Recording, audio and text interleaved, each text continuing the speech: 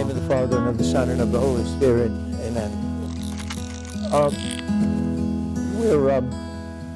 Last time we talked about this particular shift that has taken place, and a significant shift from the kind of Homeric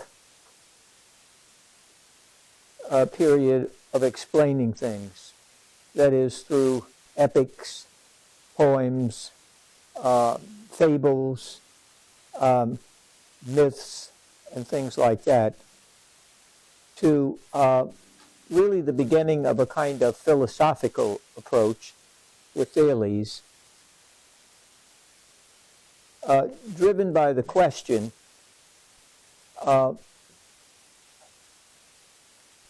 what is everything made of?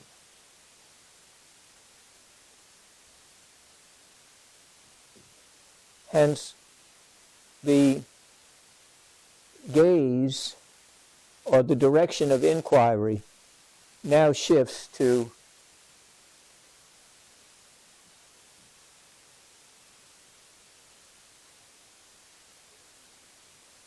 cosmology. That is, what is the stuff out of which everything is made?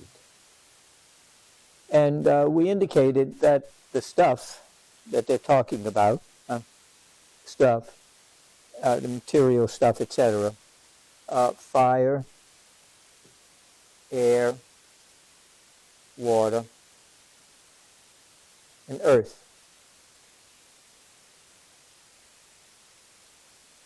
And these were the four basic stuffs, ingredients, if you want, out of which everything was made. And they began to ask the question, well, among these four, is one superior? Is there one first among the four? And Thales opts for water, and we saw that others opt for other things. So this question is really the question of the stuff. And it's directed, again, to cosmology. It's directed upward. But the difficulty with this is that, once again,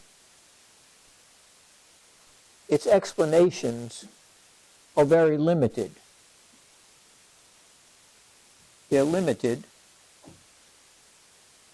in that they're not explaining everything. Water, others choose fire, etc. And so you have this difficulty here that begins to take place. And also, they can't explain the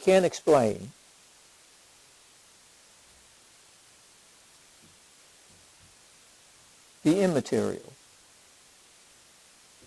That is, the mental or the spiritual. How does that fit in to air, water, fire, earth, and so on and so forth like that? Hence, they are bound, in looking at these, to a kind of materialism. But yet they also know that there is a mind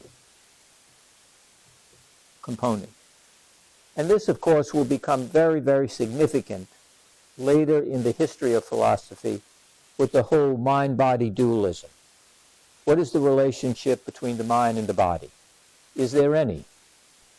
And there's a great deal of debate about what effect the mind has on the body and the body on the mind, etc. Plato, of course, is in many ways the father of dualism, a dualistic anthropology, which again is very different than the Christian notion and the biblical notion of what's involved. But just staying with this right now. So this becomes very limited. So the thing that then begins to develop is they begin to say, well, this is all inadequate. Then what can we find that can explain both the material and the physical? Is there some way, other than appealing to these, that can explain much more? And the person we turn to for that is Pythagoras. Because beginning in southern Italy, the southern part of Italy, which is part of the Greek world, they turn to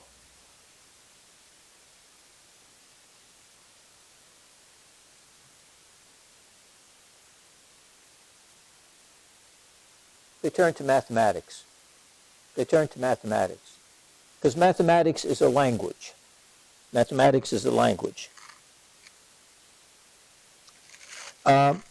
Mathematics, rather than the material stuff, is what they look to explain this reality of the cosmos. They're still looking upward. They still want to explain the whole thing.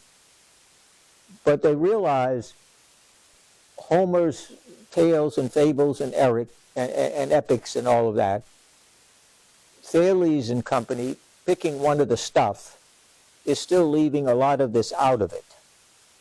So they began to say, well, is there something that is universal, objective, and something that explains both the reality of the material world as well as the reality of the mind world, if you will, the mental part of it. And Pythagoras comes along, 580 to 500 BC, and he develops the fundamental relationships of all reality in terms of Euclidean geometry. Okay?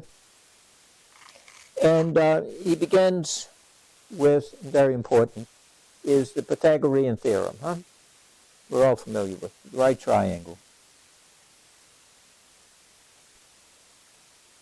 Okay, like that. Basic geometrical thing.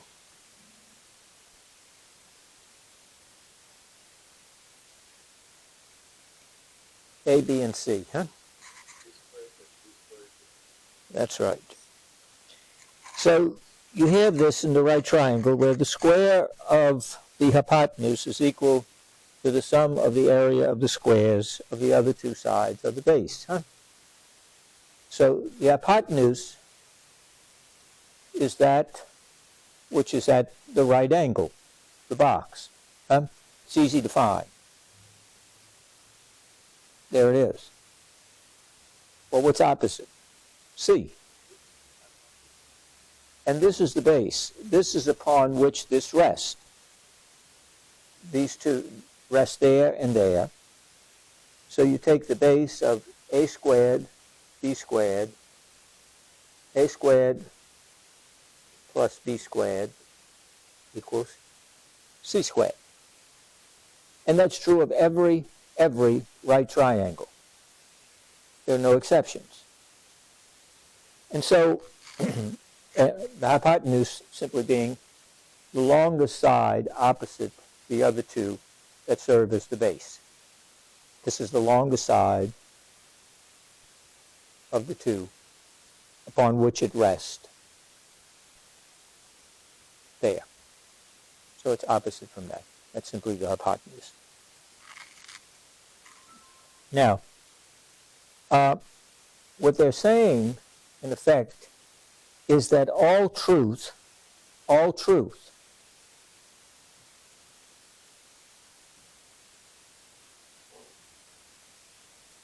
has a mathematical base.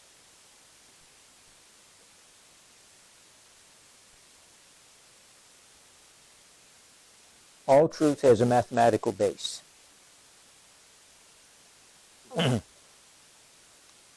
And mathematical truth or the mathematical foundation, the thing that attracts them is that it's certain and it's stable. Certain and stable.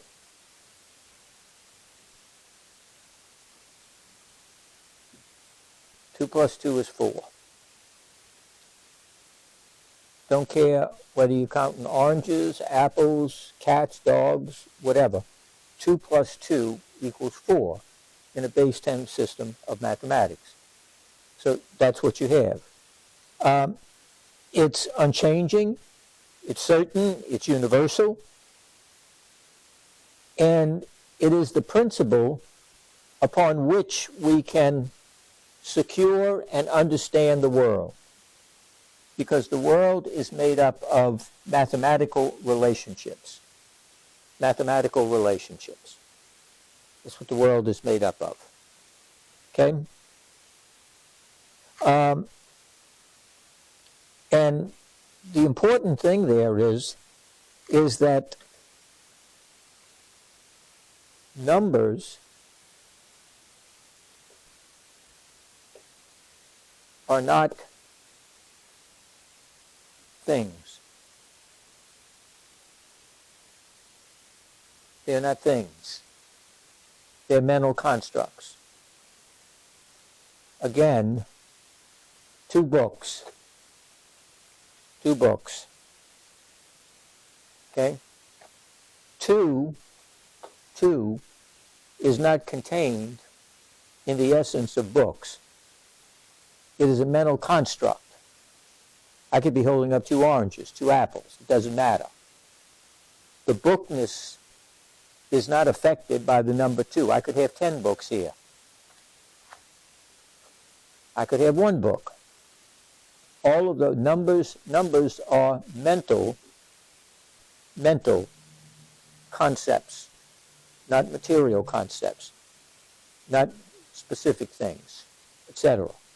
So the idea of this materialism, they shift this to saying, yes, but we have a great deal of debate and pluralism. They don't explain everything, etc. But if you look at this physical world, etc., the world and stuff, you can explain it in a universal, certain way if you translate it into numbers. And the relation of things can be understood universally in terms of numbers. Now, if we fast forward into the 21st century, several years ago, and it still may be going on, there was a movement in certain quarters of so-called higher education, which is usually for lower purposes, but nonetheless, you have higher education, that somehow mathematics was the oppression of the oppressed. You remember that. That there was such a thing now. Not only was there white English, there was also white mathematics in some of its more radical dimensions. And there was a movement, you remember, in English to insert in English Ebonics. And I taught for a number of years as well at Xavier University. And Dr. Norman Francis, great man, at one of the convocations at the beginning of the school year for the faculty, he said, I understand some of you are advocating Ebonics. He said, I'd like you to know that we have only one English being taught here. It's IBM English. It's get a job English. It's earn a paycheck English. That's the English we're teaching. So if you want to teach Ebonics, it's not in the curriculum, and so you may be gainfully unemployed rather quickly. And that pretty much put an end to that.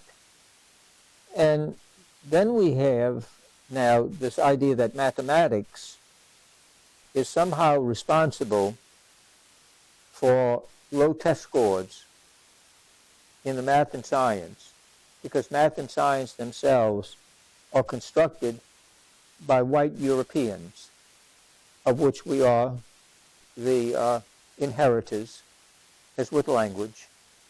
And there's an entirely different mindset, language, world, etc. And so mathematics itself becomes a tool of oppression. Okay, leaving aside the merit of that, we see that for these particular people, the early philosophers, they began to now deal with the question of moving from the material to the conceptual. Begins to take place in the evolution of the mind, the evolution of our understanding, from the concrete to the abstract. You do that all the time, don't you? For example, with children, when you're learning math or the tables, etc. You begin with objects for the most part. At least that's one way to do it. So when you talk about two, you get two things out there, two balls, two books, whatever you have.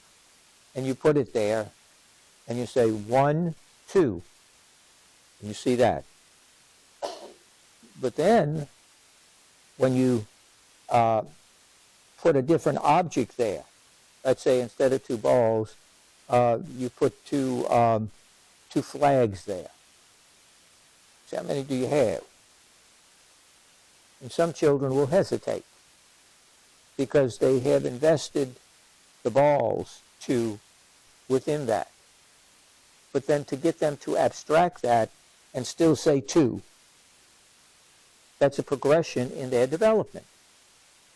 And then you get the tables. You memorize, well, at least once upon a time you did, in a more unenlightened period of life when you could actually add, subtract, multiply, and divide without the aid of a phone or a computer. Or you used your toes and your fingers and stuff like that, which was limited, by the way, for most of us anyway. And so you're able to do that with the child. And then you realize that mathematics is a building block. It's a building block to various degrees of sophistication of the mental process. You don't start a child out with trigonometry. That's absurd. It's absurd. Spare me we have geniuses who can do it. We understand that. We're not talking about geniuses. We're talking about people like me, dumb. So I need the blocks and I need all of that and still struggle with math. So, okay. So you have that. But that's what they're getting at. Again, we're right at the beginning of all of this. So we're not looking to judge them by 21st century, back in the 5th and 4th century BC. We see the development of it. Because we in the 21st century are waiting to be somebody's past. Because there's other generations that are going to come along and say, how could those stupid people have done that in the year 2024? Well, because we stupid people in the 2024, that's the one we brought to the dance, so that's the one we got to dance with. Okay? You got to work with what you have. And out of that develops and grows. Science is a cumulative. It builds upon. Even Einstein's theories of relativity, general relativity, specific relativity, etc. It still builds upon Newtonian principles. It doesn't eliminate Newton, etc. It's a building upon. And so that's the way science develops, that way. And most of us develop that way. We progress or evolve without discarding the past, but building upon it with what's available. new insights, new technology, new methods. But still, many of the new methods and technologies may very well operate by the same principles. And they would say, well, of course they do. Because they're operating on these numerical principles of mathematics, which are universal, stable, enduring, and that's the way the relations are when you use the language of mathematics. So, okay. Now, the world then,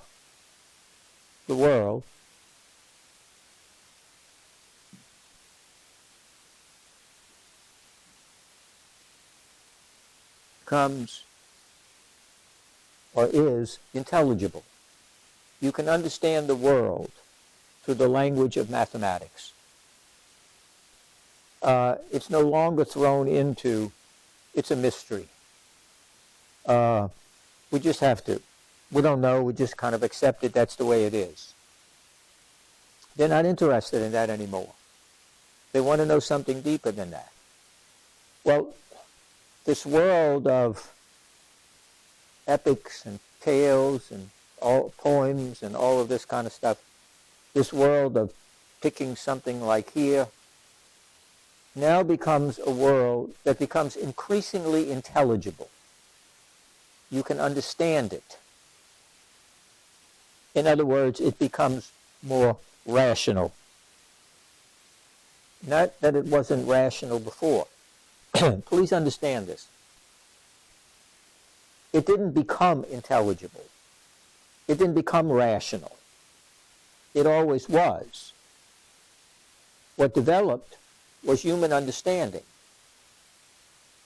Human understanding of that. 2 and 2 just doesn't become 4 just because the child says 4. No, 2 and 2 is always 4. The child has come to the ability to do that conceptually. So there is this objective order to things that the mind is inching towards in a deeper and deeper understanding. A deeper and deeper understanding. And the question then arises about this intelligibility of the world on the basis of numbers. But then the leading question now arises is this.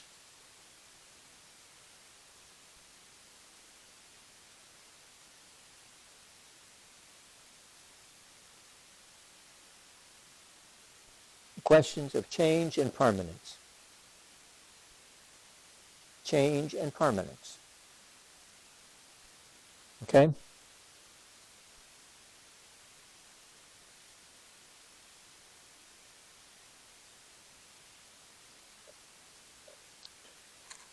Now, we have a guy by the name of Heraclitus, 540 to 475. And Heraclitus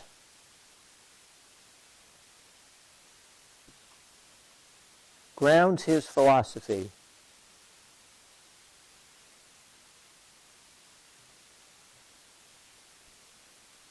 in sense experience.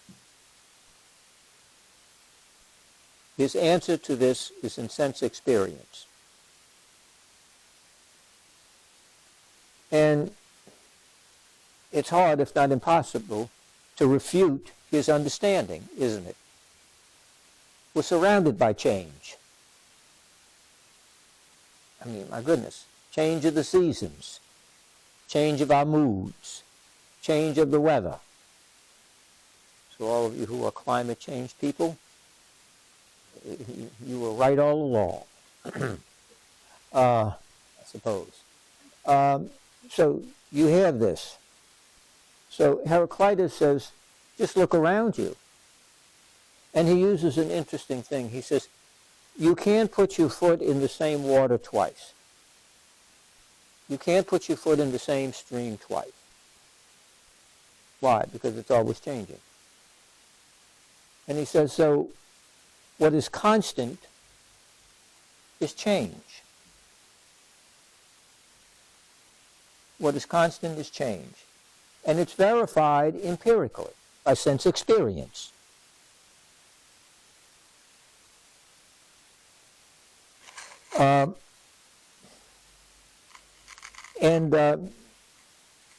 So then the question arises,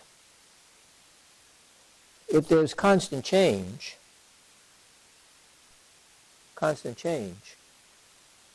then is Heraclitus really giving us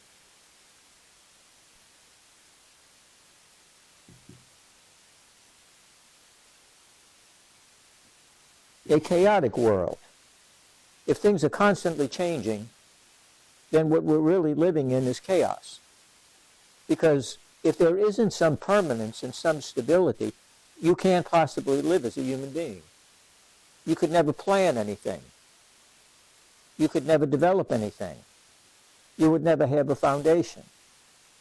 In other words, we would have a society of insane people. Children, for example, one of the great destabilizing factors in the formation of a child's development is to live in a chaotic or constantly changing environment. The absence of permanent parents, stability, etc., in the home. But if the world and everything is constantly changing, then it becomes impossible to have any kind of orderly life. And yet, there is, while there is change, there is also evidence of order. In Louisiana, if someone gets off the airplane, okay, and it's July, and they have with them their ski equipment, and they go to one of the attendants there and says, where's the mountain for skiing? We would say, are you all right? Do you need help? Something like that. They would say, no, you can be a pilot. No, they wouldn't say that. No, they wouldn't say that. And of course not. It doesn't snow in July here. Now, somewhere in the world, it may be snowing. It may be snowing in the southern hemisphere, where it's winter. But not here. Not here. We don't get that here. There are seasons. There's also observable regularities in the physical world, within our own selves, etc., that to have the notion of constant change has the reality, has the guiding principle, etc., not only gives us a chaotic world, but the very appeal to sense experience that are so important for Heraclitus is denied by the fact that we can point to instances of order in the world. Regularity, predictability. And we can use mathematics to determine that to a large extent. We can use mathematical equations, mathematical relationships to produce all kinds of things. The space program, the idea of when is the window for when the rocket can go up, and so on and so forth. That requires some understanding of mathematical relationships of bodies to each other, and they can pretty well get it exactly right, that you have this window for this amount of time, etc., that takes place, and so on. And we structure, if you're a farmer, you structure your life by, quote unquote, the seasons for planting, harvesting, what have you.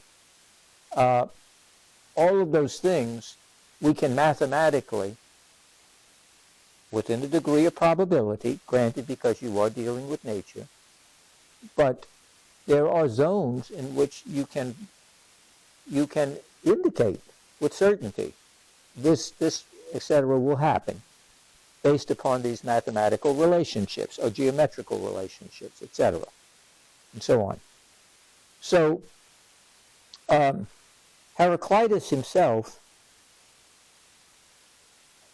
appeals to that which itself shows that there is also elements of order within the change. Within the change.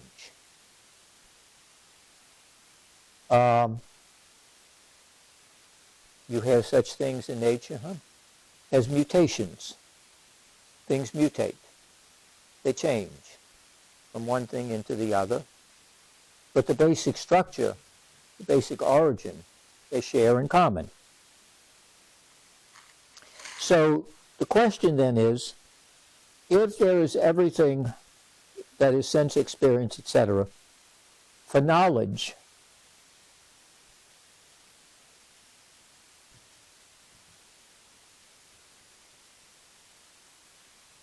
are we left with a world of simply skepticism? I can't really believe anything. I can't trust anything per se. I don't know. Because there's really no certainties. Things are changing. So therefore, I really can't set my foot on anything. The skeptic in the secular realm is much like the agnostic in the theological realm. Is there a God? I don't know. Could be or maybe not.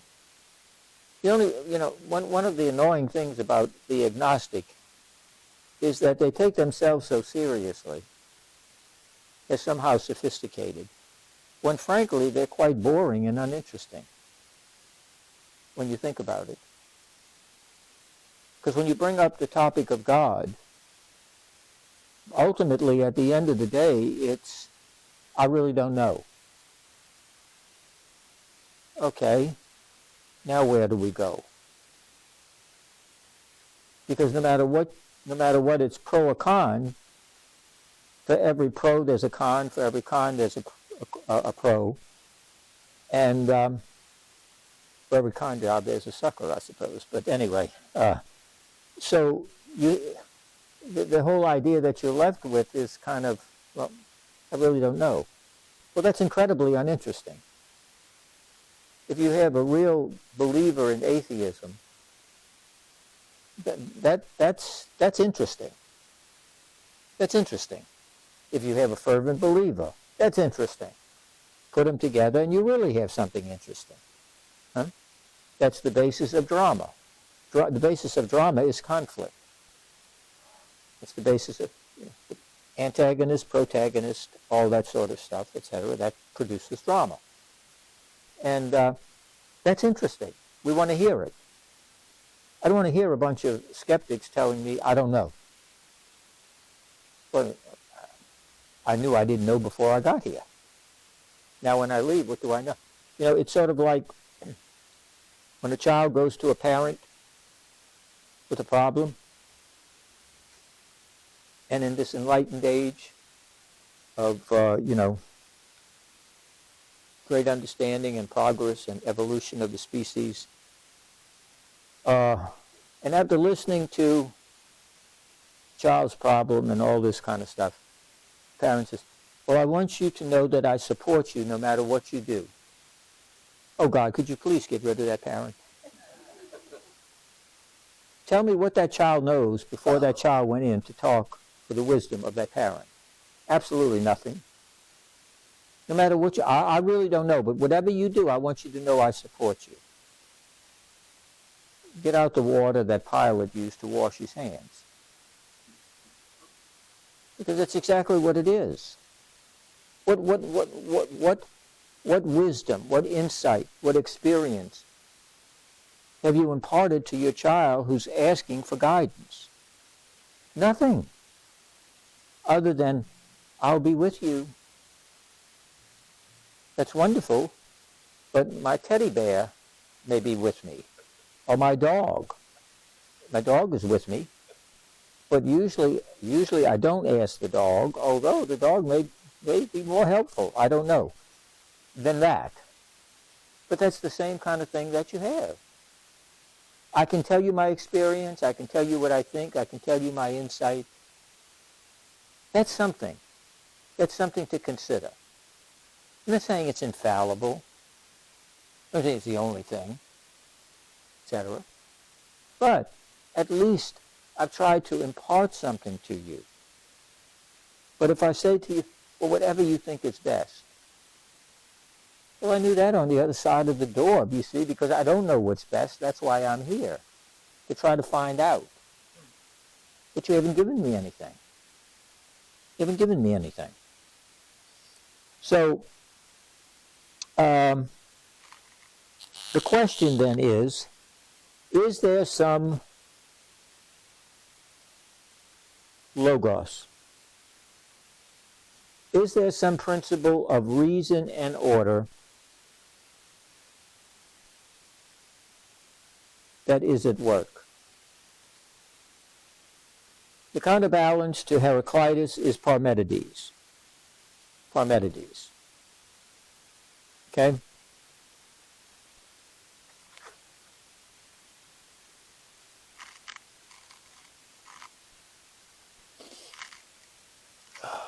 (515 to 450 BC). And Parmenides stakes his claim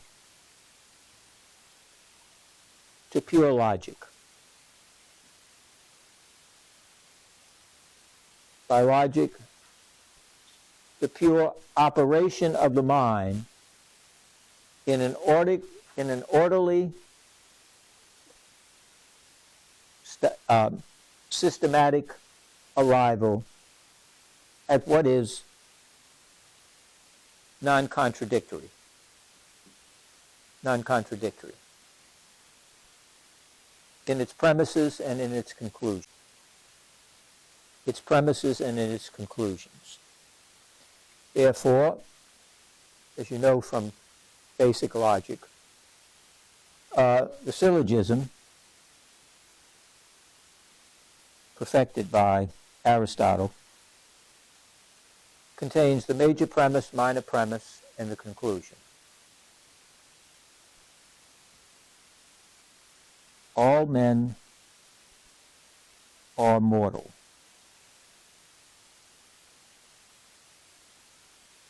Socrates is a human being. Therefore, Socrates is mortal.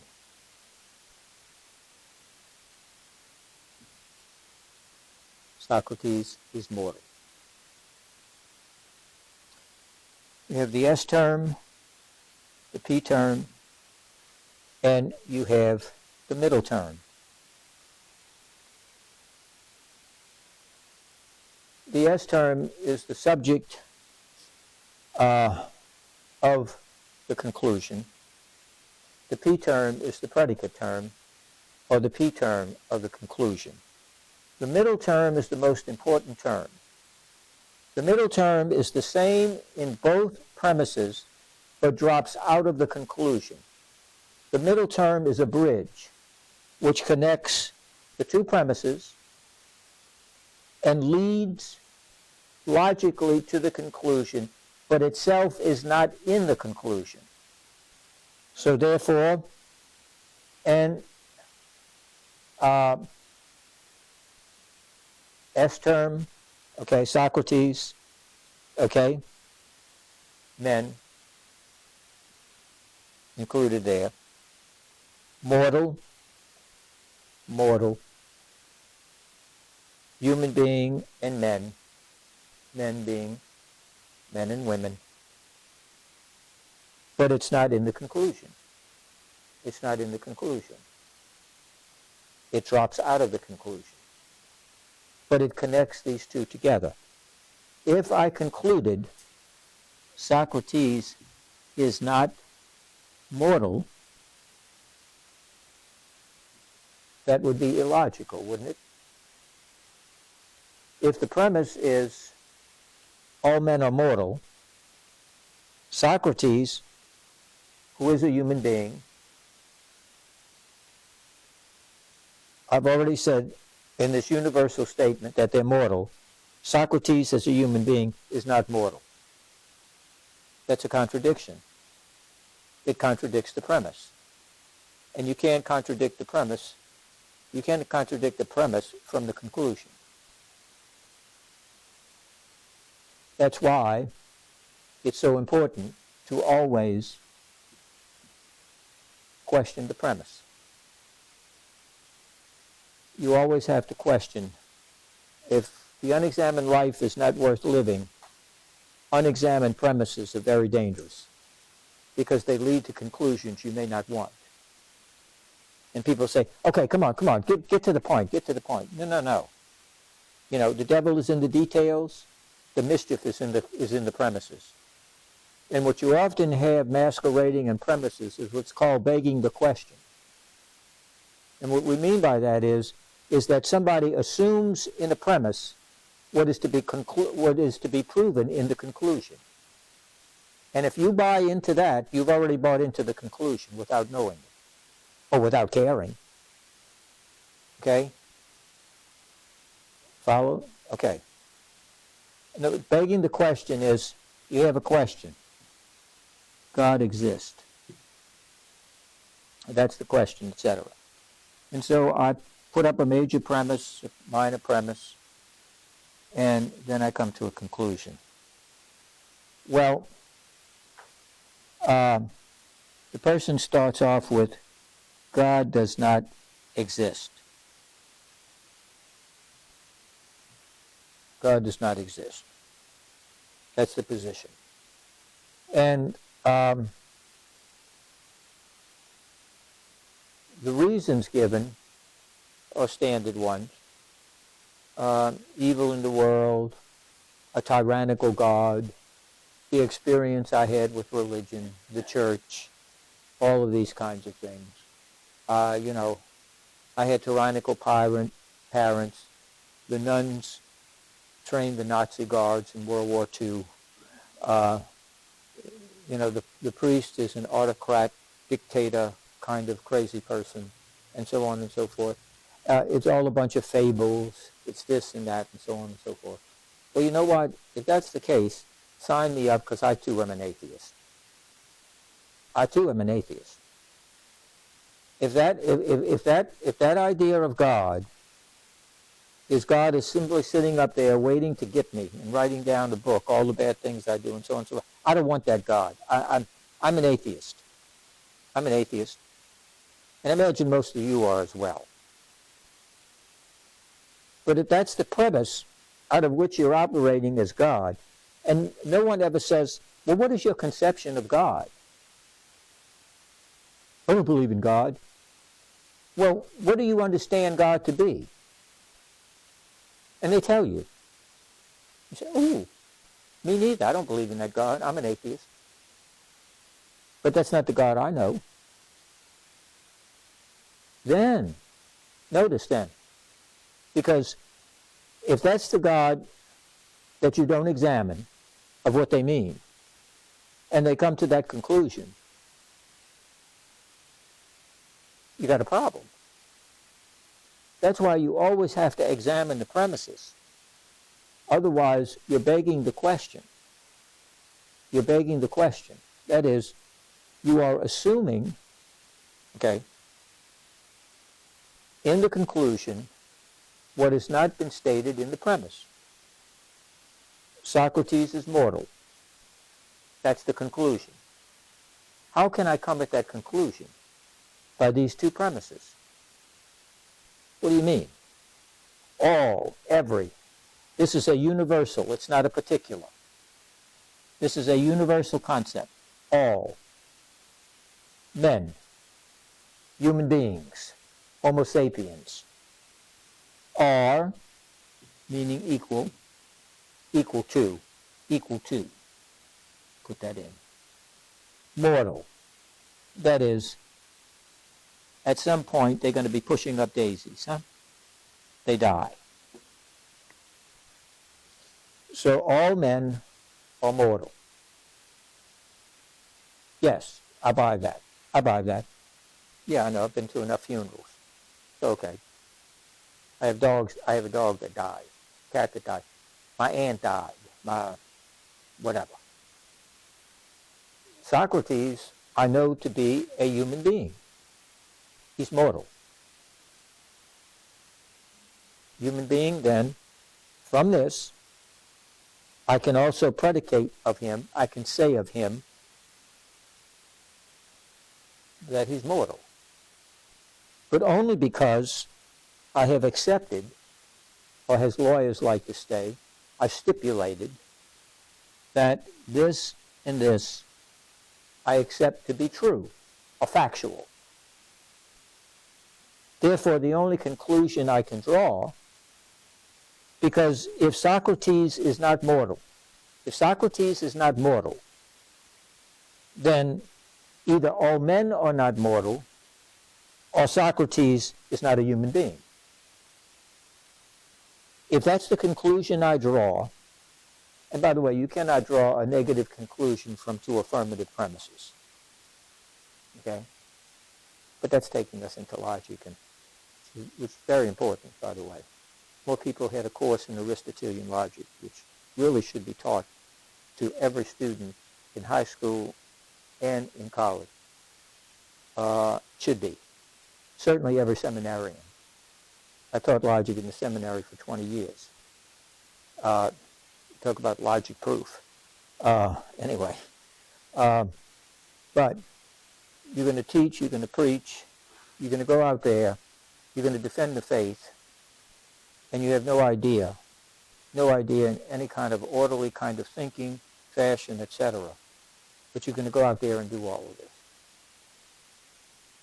As my old chemistry professor used to say, there's nothing more frightening than ignorance in action. And, you're going to do all of this. But at least have the basics of orderly thinking. Doesn't mean you're perfect, doesn't mean you're infallible, doesn't mean any of that kind of stuff. But it means you have at least some systematic way of developing. So for Parmenides, you have to be logical. The mind, in an orderly, systematic, non-contradictory way, you can arrive at truth. You can arrive at truth. Okay. Now,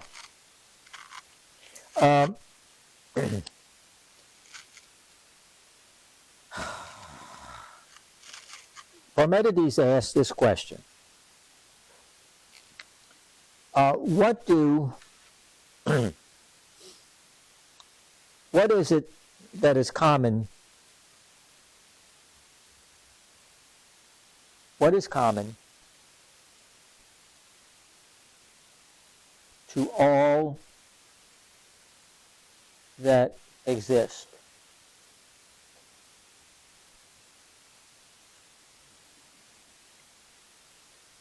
What is common to all that exist? What is common to this book, this can, this thing, and so on and so forth? What is common? And you, what is common? What is common there? What is common there to all? Say, this.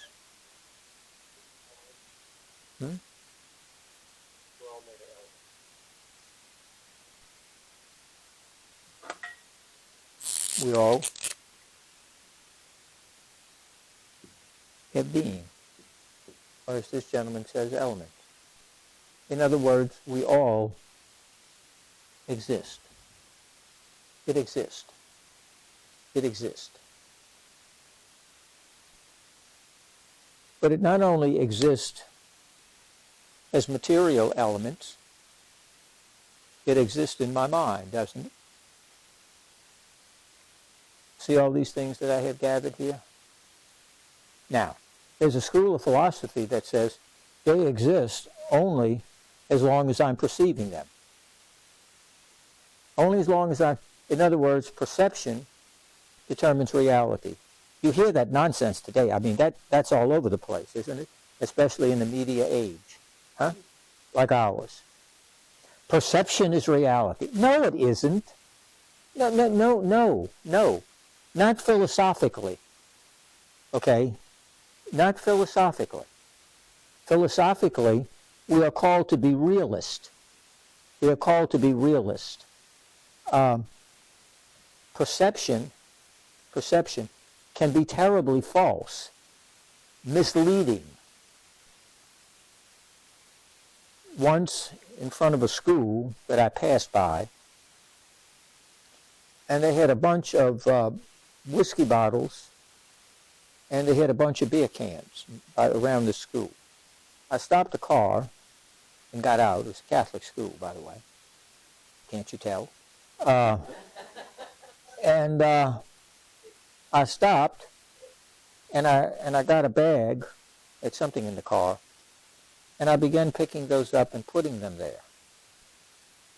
And it dawned on me, in this age, supposing someone had passed in a car and had taken a picture, or seeing me carrying a can or a whiskey bottle to a thing. Now, what is the perception? Perception is I'm boozing it up, and I'm doing it in front of children, and I'm doing all of these things. That's my perception. It's terribly wrong, but nonetheless, it is my perception. And this is a kind of radical idealism, okay? A radical idealism. That is, reality is totally and completely in the idea or the concept, detached from the particular object that gives rise to the concept. Okay? That's a kind of radical idealism. And therefore, look, understand that this right here leads directly into the two great modern schools of philosophy that begins with in the age of enlightenment, with empiricism and rationalism. It goes all the way back here, millennia. And so the idea that somehow this is all just disconnected and crazy, no, it's not. It's with us today. Why do people hire, on a practical level, why do you hire a public relations person? Can you imagine? Why do you hire an opinion poll taker? Why do you hire somebody to coach you how to look, how to act, what to say?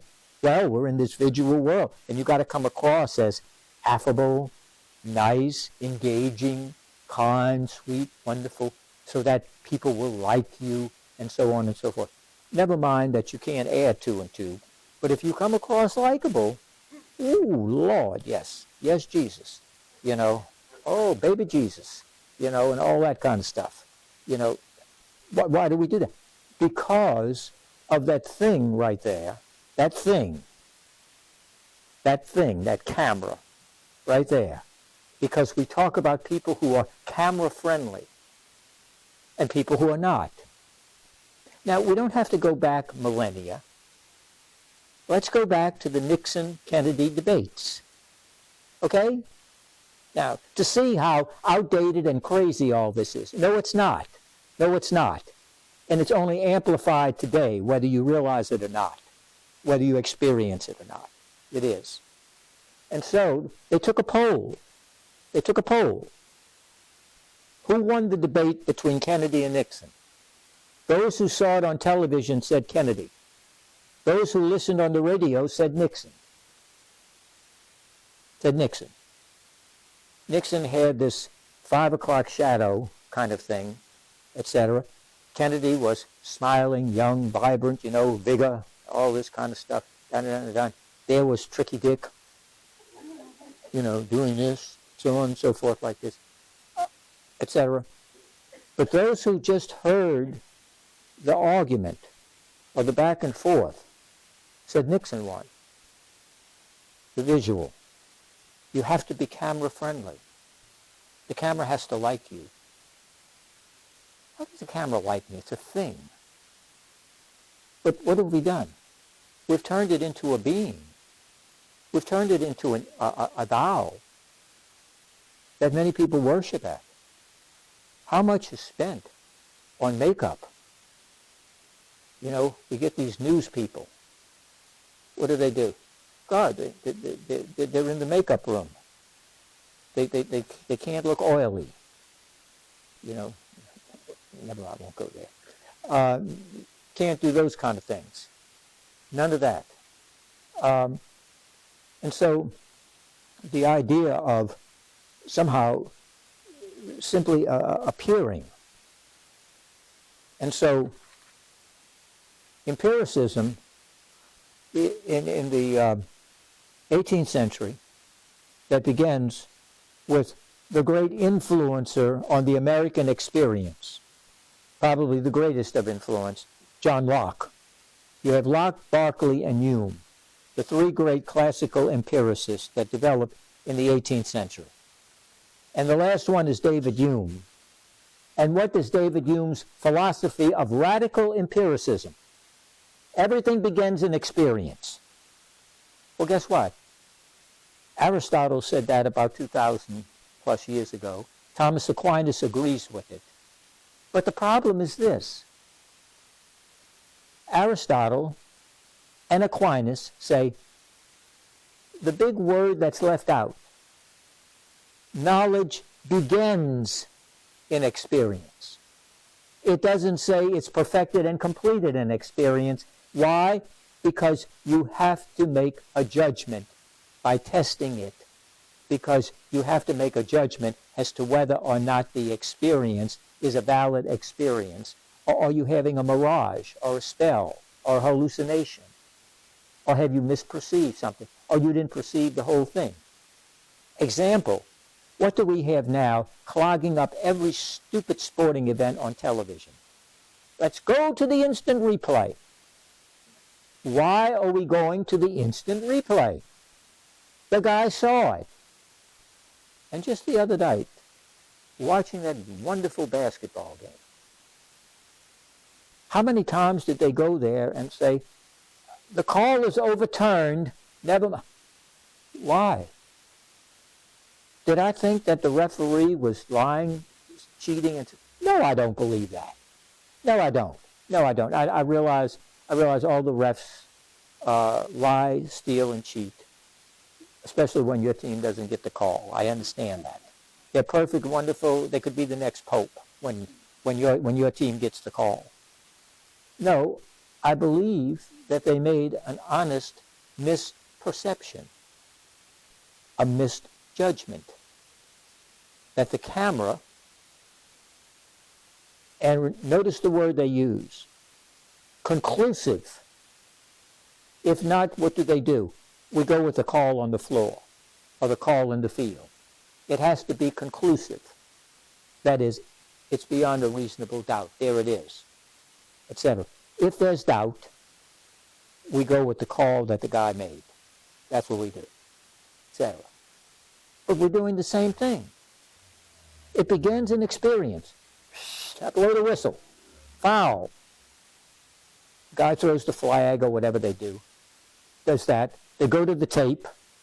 They got all these monitors in New York, all this kind of stuff going on. They're looking at it, like 25 people looking at the stupid thing.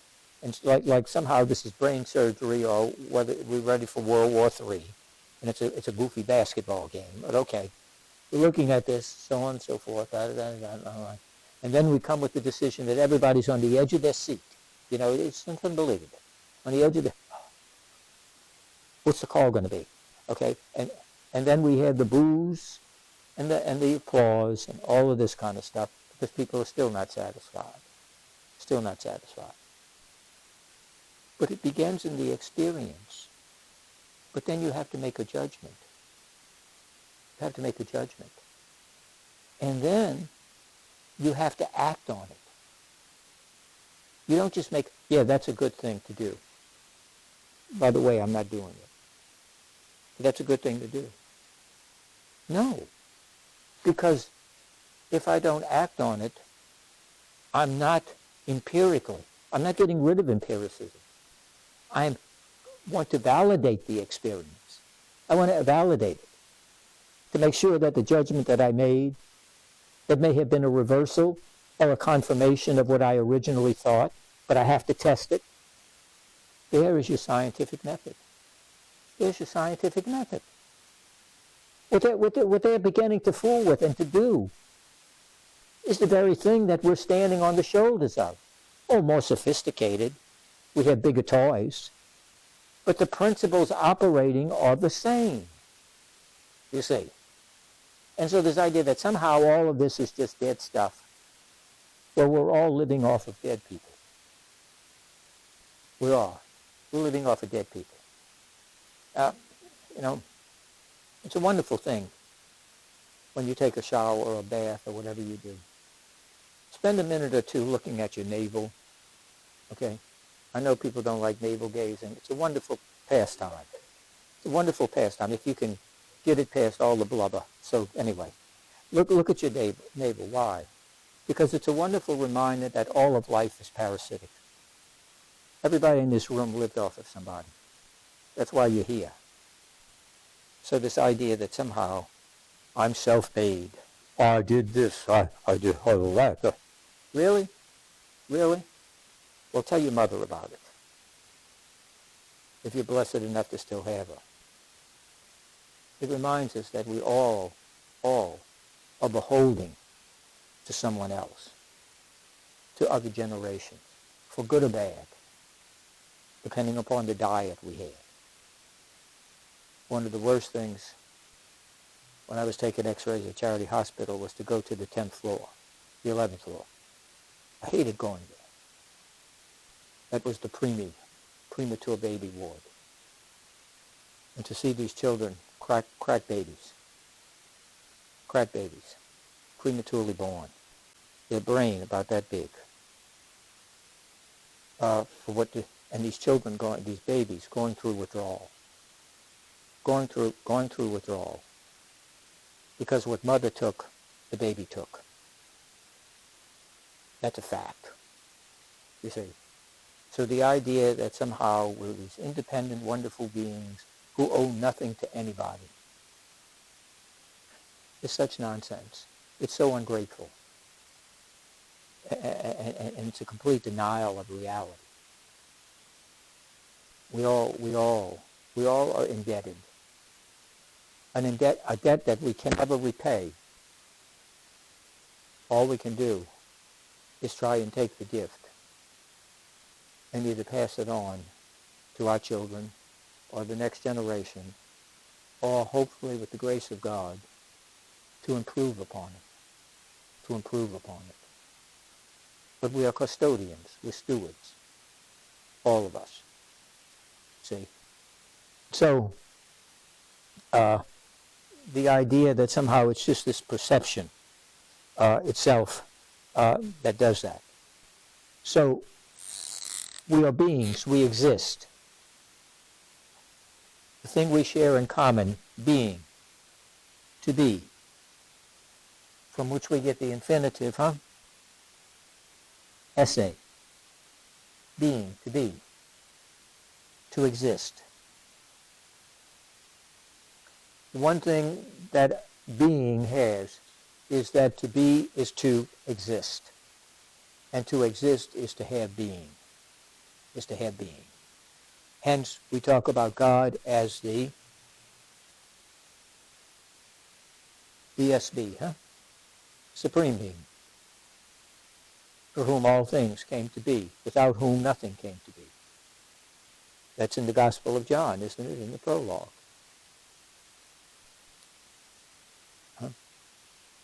Okay.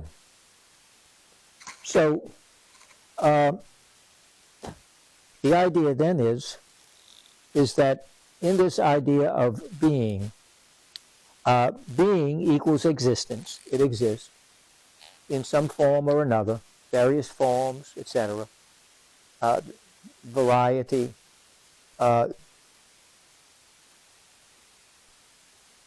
There's degrees of being. We know that there's degrees of being. There's degrees of being.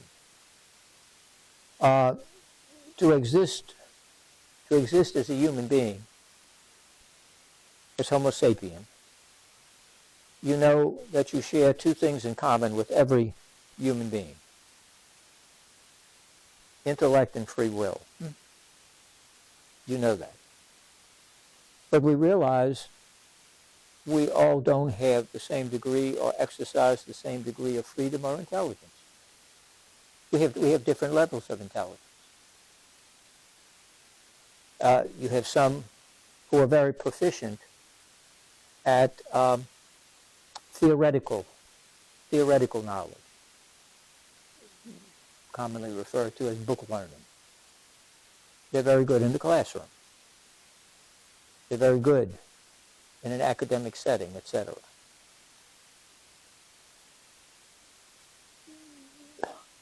Then you have a kind of learning that is experiential learning, contributive learning,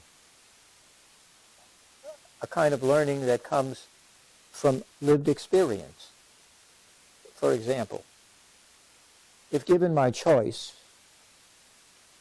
between a person who has graduated from a trade school, and finest great trade school and all this kind of stuff, is a plumber. And the guy down the street has 25 or 30 years of experience plumbing. I want the guy down the street. That's me. That would be my choice. Because I may go to the guy who sat in the classroom and he knows all the principles of water pressure and plumbing and all of these kinds of things. But when I got a busted pipe, he's either looking for a book or he's at loss. And we've all had that experience.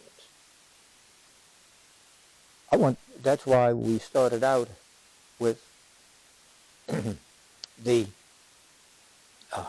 novice, the journeyman, the master, and the real development of the expert in these fields of the guild system of developing. If you wanted to be a lawyer, you didn't go to law school. You found a lawyer who was willing to take you into his office, and you learned the ropes of the law. That's what you did. There was no bar exam and this professionalization and all of this kind of stuff. Abraham Lincoln didn't go to law school. There was no law school to go to. What happened? By chance, he went to a book sale, or a traveling salesman, rather, was coming by and had the complete set of Blackstone's Principles of Common Law. And he wanted to sell them real quick, real cheap. And since there were so many books there, volumes, and he was selling them cheap, Lincoln, who was trying to figure out what he was going to do with his life and everything else, he bought them. And he started to go into it. And it fascinated him. And what did he do? He went to the law office. There were no firms. He went to the law office of the head lawyer where he was living and said that he was interested, etc. And after a conversation, he invited him to come in and learn the ropes to be an apprentice, to learn that way. You didn't have medical schools. They studied under doctors. They also studied philosophy and religion in law school and in medical school. That was a key part of your legal training. And then you'd be given a case. Let's use a modern example. Handle this traffic ticket for this person. And they'd sit there and see how you handled it. And then try this family dispute. Real simple back and forth or something like that, a little trivial thing. Now, how did you handle that? Here's a criminal case, vagrancy, nonviolent, all that. How are you going to handle that? You worked your way up. Okay? You didn't have all the formalization, professionalization, certification that you have today. So you have degrees of knowledge. You also have areas of knowledge. You have all of these kinds of things today. So there's degrees of being in intelligence. Does that mean you shouldn't go to school and go? Of course not. I'm not talking about that. What I'm trying to say is that we have now standardized these things to try to increase the quality and so on and so forth. But we must always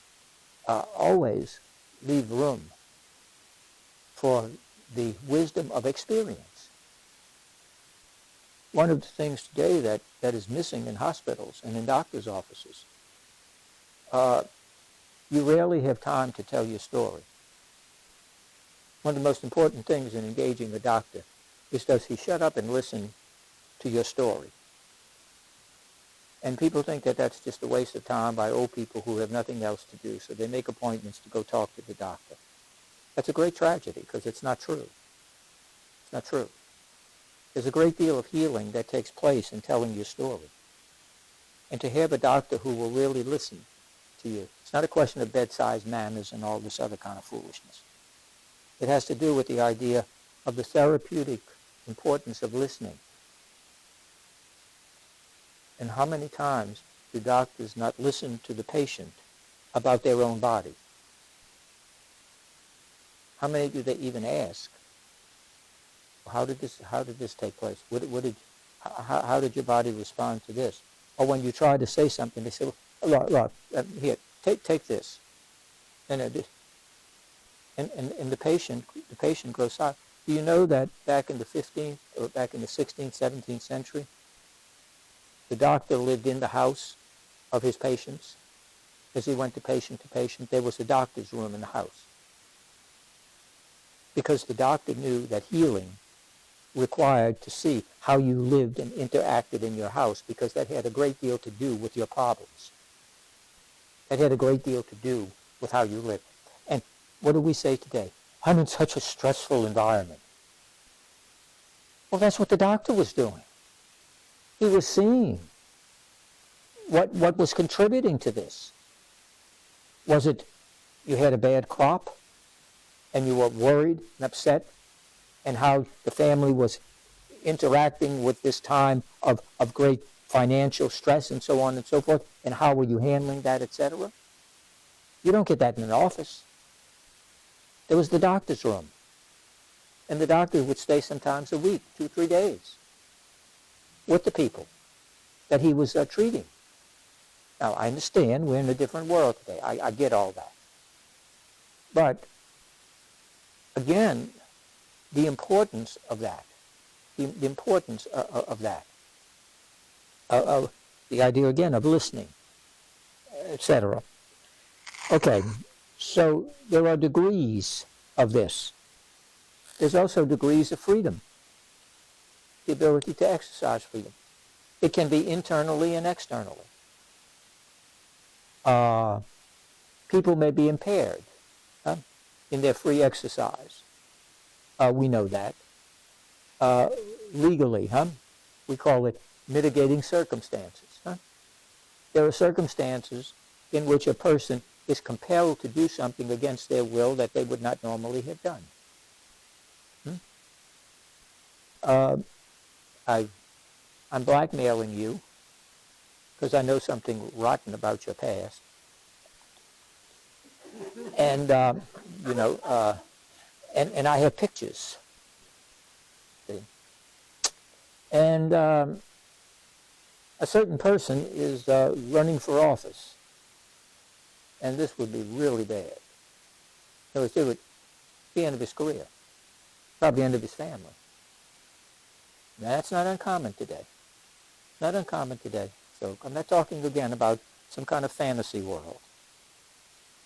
And I say, look, we're going to do all we can to help you, and really have to be careful about information that may get out there, and this kind of stuff. I'm starting a new project down in Belle Chase, and I'm going to build a bridge or a plant, and it'd be great. Man, these contrasts would be right up my alley, especially starting out. What do you think of that? While I'm thumbing through some papers innocently on the desk, and maybe flipping some photos like this. I haven't said anything. That's a pretty big impediment. I'm not saying the person shouldn't say, get your stuff and get out of here. We know all that. But if we're going to talk about the real world, that's going to be a big temptation. That's going to be a big impediment, especially if your family's involved. And maybe it's something on a more personal level. Maybe about an infidelity or an indiscretion that you did one time, and it happened to be wrong place, wrong time, wrong people. And now they got you. And you may have some violent, crazy people, some gangs, or some organized crime. We know where you live. We know your family. Cases coming up, and I know you'll do it the right way. You know what that means. Now what do? Those are impediments. Those are impediments to freedom. Then you have people who may be mentally impaired as an impediment. They have genuine psychological disorders, etc. So you have all kinds. So you have degrees of being, what was referred to as the chain of being, God as the supreme being. Then you had the angels. Then you had the creation of human beings. Then you had the vegetative and the animal, because you had three kinds of soul in classical Christian and Greek theology and philosophy. You had the rational soul, you had the animal soul, and you had a vegetative soul. They all had soul because soul just means life, principle of life. There is a vegetative state. They grow, they develop, they reproduce, etc. Animals are sensate beings, and human beings. And at the top of the chain, or the top, was of course God as the supreme being, with the angels, etc., that were pure spirit, non-corporeal beings. So they were not bound by space and time, because they were eternal in the presence of God, not time, and they were non-corporeal, so therefore they were not bound by the limitations of space. And so this was a chain of being, from supreme and the further away from you, and then down here, you had what? You had inanimate objects, inert. This book, does not have a soul. Does not have a soul. It's not living. That can. Contrary to what many think, this thing is not living. Granted, it has your life on it. I understand that. But it's not living. That flower out in the garden has soul. It lives. It produces. It comes into existence. It will die, etc. So there's gradations of being in the order of creation. The order of creation. So Parmenides says that what they all have in common is that they're being, and he goes even further. He says there is no such thing as change. He says there is no change. Change is an illusion. Heraclitus is off his rocker. There is no change. Now you gotta kind of give that a double take there. Well, yeah, we just talked about change. I see change. I experience change in my own life. You know. This is this is what he says. He puts together, if you will, two premises. Two premises. Let me give them to you. What time is it, Ray? Please. Okay, I'm almost wrapping this up. This is going to lead us into the section in the Catechism on creation. He says, change of becoming, let me just give you the little introduction. He says, change of becoming is coming into being. Coming into being. It must come from either being or non-being. Now, if something new comes into being, something new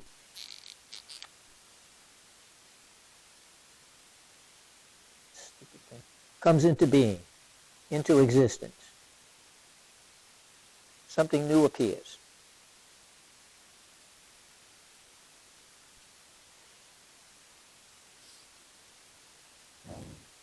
It must come from either being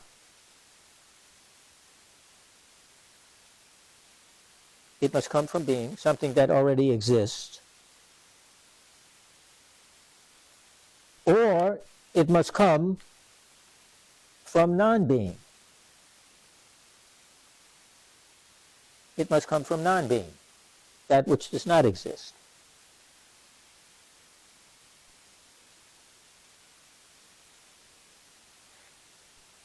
But he says neither of those are possible.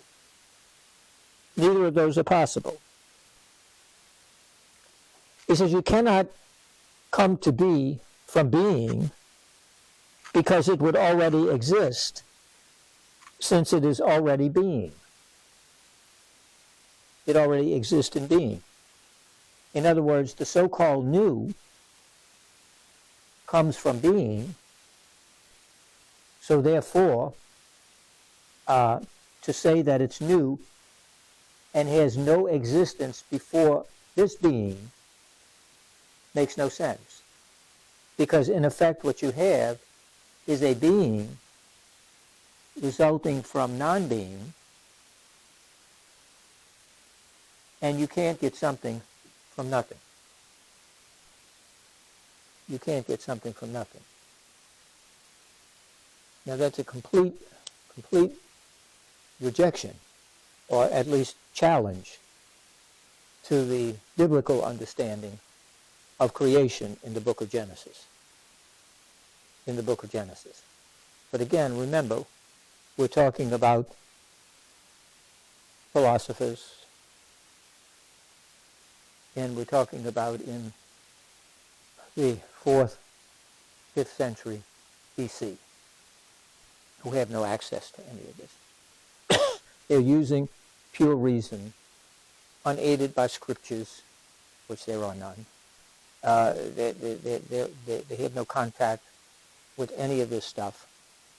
They're doing it on a completely human level of natural reason. And we talked about that. We talked about natural reason, and we said that in terms of natural philosophy. Now, we're not dismissing this. We're not dismissing any of this. Because what we're going to see with the book of Genesis and in the Catechism understanding of creation is that many of these questions and principles and ideas here are not rejected or discarded. They are elevated or transformed through faith, using them back, like 6 weeks ago. Faith and reason. Faith and reason. These people are struggling. They are going into the Star Trek world of unknown charters and all that kind of stuff. So yes, they're groping. Yes, they're not the sophisticates of the Enlightenment period. Yes, they're not this and that. That's totally irrelevant, what they're not. It's what they are and what they're doing. The very same thing that we humans in the 21st century are doing. We're struggling and groping and trying to find things. We're still trying. We still walk and still see, as St. Paul said. We see through a glass darkly. We don't have this God's eye view of things. Their journey is ours, just in a different form, different questions, different issues. But the principles and the journeying is the same. We're struggling with our own darkness, looking for that light that shines in the darkness. That's what we're looking for. Those who are really seeking the truth. And so, instead of saying, oh my God, no. Because we are really fellow travelers. We are genuine soulmates in the deepest sense.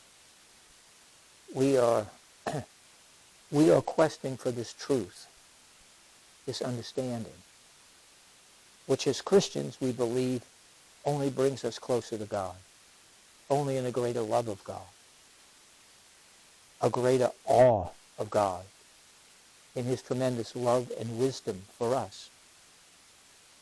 See, none of this, however imperfect, none of our own stuff today, however imperfect, is ever a challenge or a threat to God. When sought in the truth, we look at it and we see it, and we try to understand it through the prism of our faith and what it reveals about God, what it tells us about God, And so there needs to be a certain degree of empathy, if you will, if that word is not tossed in the 21st century, a kind of empathy, which allows us to be connected. It's one of the great things that I think, anyway, that we've suffered from, is this disconnection of generations. One of the great contributions of grandparents and relatives that are older is empathy. The ability to enter into and to feel with that of another, and to share that experience, either firsthand or by what one did. Parents, to empathize. Empathize does not mean sentimentalize. It does not mean anything goes. It does not mean this or that. It's not any of that kind of nonsense. For example, and I want to be clear about this because I hate to use the example, but I will, because it's going to be easily misunderstood. I understand. I have had occasions to, over the years, in my 39 years of age, that the skeptics were back there, okay? Let's have a little empathy here. To talk to mainly high school girls. Because for 20 years I taught in the Catholic girls' high school. And also Catholic boys. And on more than one occasion, to have a girl come and tell me that at 15 or 16 years old, she was pregnant. She was pregnant. And she didn't know what to do. Many of these were in very prominent families in New Orleans.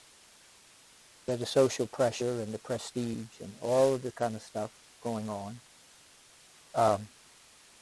It would have just... Now, You're 15 years old, 16 years old. You're pregnant. And you're in that kind of environment. Now,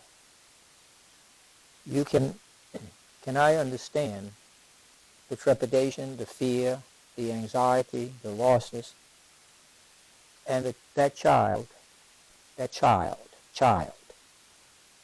saying, well, I can always get an abortion. Can I understand that? Yes, I can. Yes, I can. I can understand that. But I want to be clear. I did not say I condone it. And there's a world of difference between understanding something and condoning something. Okay? And if people don't understand that, then you've lived a very, very charmed life, and thank God, and I hope you die quickly so that you don't experience it, because you won't know what to do with it. See? There are situations in which that are understandable. They're understandable. 15-year-old, 16-year-old, in that kind of predicament. I mean, you're drowning. You talk about a tsunami. You've been hit with one. Okay? And we can give all the moral lectures, all of those kind of things. We can do all that. Fine. But at the end of the day, what do we do that's in front of us? How do we take this child whose life is in total chaos? I mean, can you imagine that? A peer group is totally, completely useless. In fact, counterproductive. Parents, are you kidding? My parents would kill me, many of them would say. They wouldn't, but you get the picture. Some other boys, etc., deny it, don't want anything to do with it, so on and so forth. Or their answer is get an abortion. I'll pay for it. See how good I am? That'll get you out of it. And in today's culture, that seems a viable option. It's viable. Again, I'm not asking, I keep emphasizing this because I know this is going to be distorted. I can understand a child in that predicament, just overwhelmed. And they need something more than, whatever you decide, I'm here for you. Please. But if you think you're going to help that child through the chaos and through the disorder by giving them a moral lecture and reading the catechism to them, I hope one of them never comes to you, because you've lost that child. We have to work through that first, then go forward. And often you have to mediate. You have to be the one to have a meeting with the parent and inform them of this. And you have to impress upon them just how important their reaction is to this. How so important it is. It can make or break this child and this relationship going forward. Again, nobody's talking about a celebration, a shower, and all of this kind of foolishness. I'm not talking about that. We're talking about how that is parented. What kind of social capital, what kind of social support and network does that child have? And that varies greatly. From a child in the hood to a child in the silk stocking district of uptown New Orleans. Both have their problems. Both have diminishing social capital. Both of them are really impoverished by that. Because you may very well have parents saying, we'll take you to Dr. So-and-so, we'll take you out of state. They have an abortion, whatever. You have that. You have all those things going on. So, what I'm saying is, we have to be aware of these kinds of elements there in terms of the idea of degrees and levels and the whole questions that come into play, and how we deal with these particular issues and pressures. To understand something is not necessarily to condone it, but a first and important step and way forward is to understand it. Understanding before judgment. I'm all for judgment. I'm all for judging behavior. I'm not for judging people. That's above my pay grade. That job's already taken. It's called God. But can I judge your behavior? Yes. But that's not the immediate thing. That's not the immediate thing right now. In the midst of the chaos, and it is overwhelming for that child, I have to do what takes place in the book of Genesis. I have to try to bring some order to this enormous, huge wave that has hit me. And now how do I shrink this down to a trickle so that it becomes manageable? Because we do terrible things when we're frightened and in panic.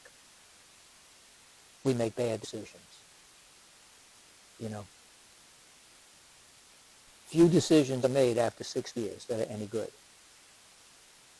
Well, few decisions are made under the terrible stress of panic and fear. When you operate out of fear, the first casualty is reason and prudence. You need somebody to take that big wild beast and whittle it down to a manageable kind of dog that you can at least tame. That's what you have to do. So we need an understanding level here for what they're dealing with. And so we might simply say that for Parmenides, since you can't get being from non-being, etc., change is something that really doesn't exist. Hence, we're ended up with, it's an illusion. So you have Heraclitus with change, Parmenides with the idea of logical foundation. You have Pythagoras with grounding in mathematics, etc. This is what you have to try to answer the cosmological questions. Answer these cosmological questions. Now, we're going to see, because next week what I want to do is take off on this idea of creation. But I think this background is important because you're going to see in the sessions I asked you to read for this time. They bring up in a number of places. If you look, page number 279, not page, in the dog, 79. Number 279.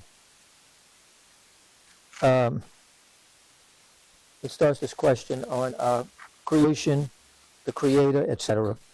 And it extends from what we want to look at to 314.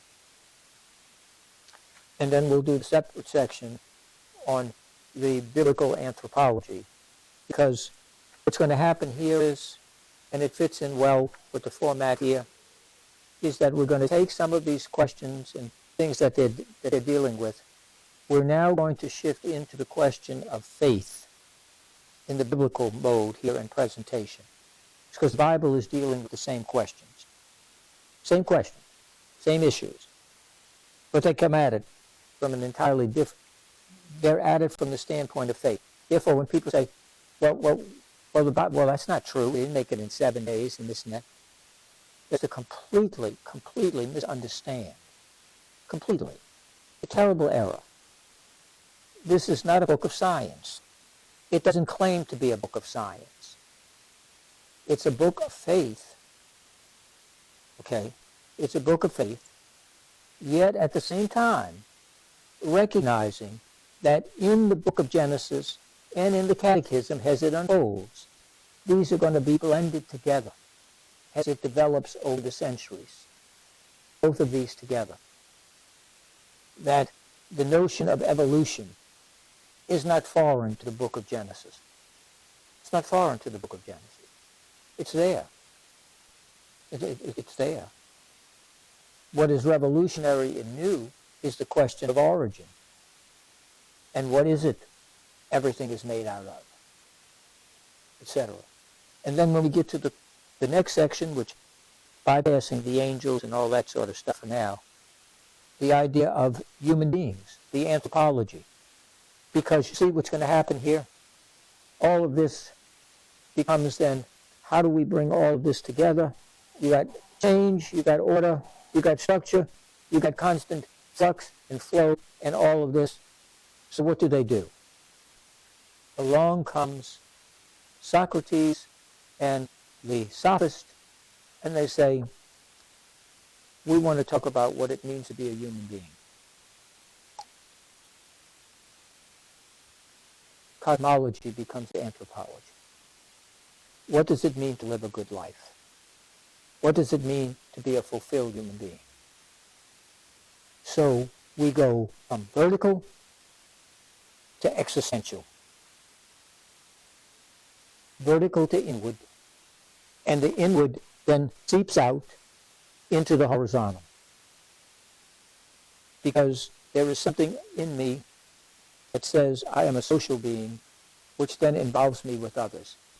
And so I have to begin to look in the three dimensions.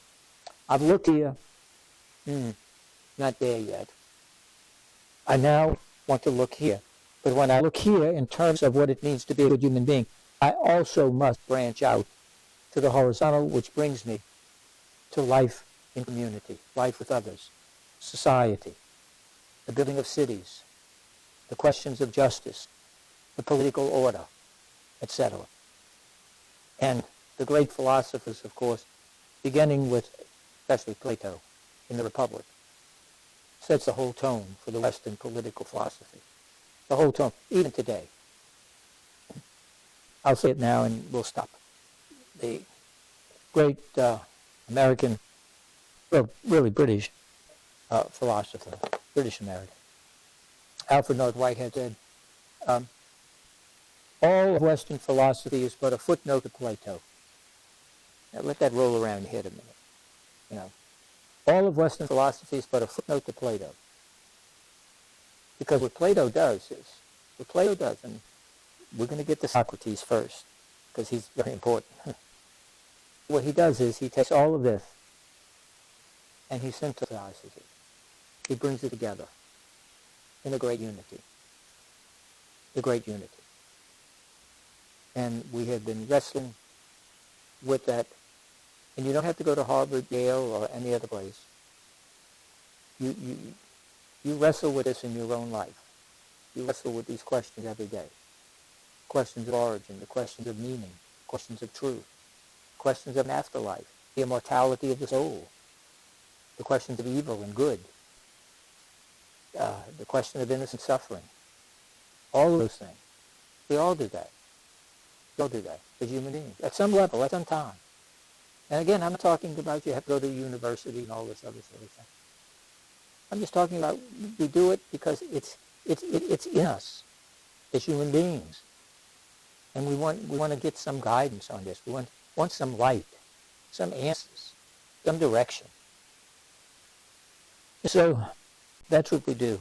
So next time, we're going to look at the Catechism sections in light of with this in mind, and we're going to look at those sections and see what the first three chapters of Genesis and the sections I asked you in Catechism to look at. And there's one addition I want to make to you that is not mentioned in the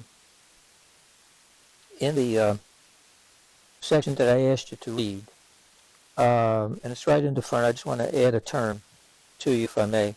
It's on number 285. Number 285 in your Catechism. The number 285, please.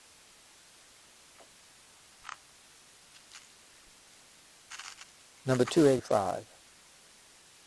It says, since the beginning, the Christian faith has been challenged by responses to the question of origins. That's what we're looking at.